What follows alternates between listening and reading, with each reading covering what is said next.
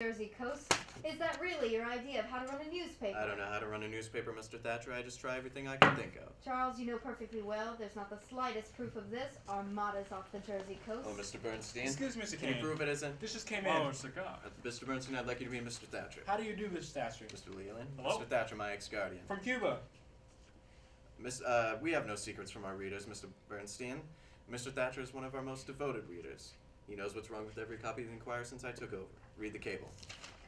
Girls life in Cuba. Stop. Continue prose poems about scenery, but don't feel right about spending your money. Stop. There is no war in Cuba. Signed, Wheeler. Any answer? Yes. Dear Wheeler, you provide the prose poems, I'll provide the war. That's fine, Mr. Kane. Yes, or rather like myself. Send it right away. Charles, I came to see you about this Yes, campaign Mr. of yours, Thatcher, the mhm. Inquirer's campaign against the public transit company. Do you have anything we can use against them? Still the college boy, aren't you?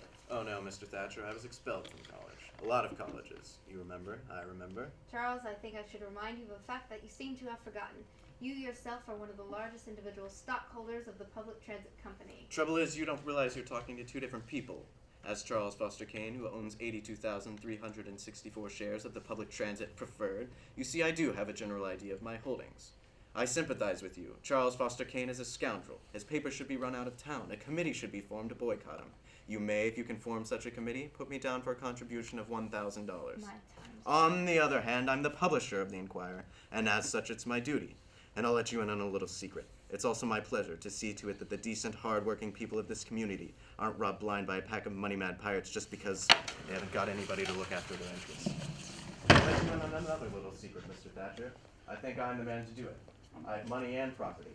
If I don't look after the interests of the underprivileged, maybe somebody else will. Maybe somebody without money or property. Yes, money and property. It would be too bad. Well, I happened to see your financial statement today, Charles. Oh, did you? Now tell me honestly, my boy, don't you think it's rather unwise to carry on this philanthropic enterprise, this Inquirer of yours that's costing you $1 million a year? You're right, Mr. Thatcher. I did lose $1 million last year. I expect to lose $1 million this year.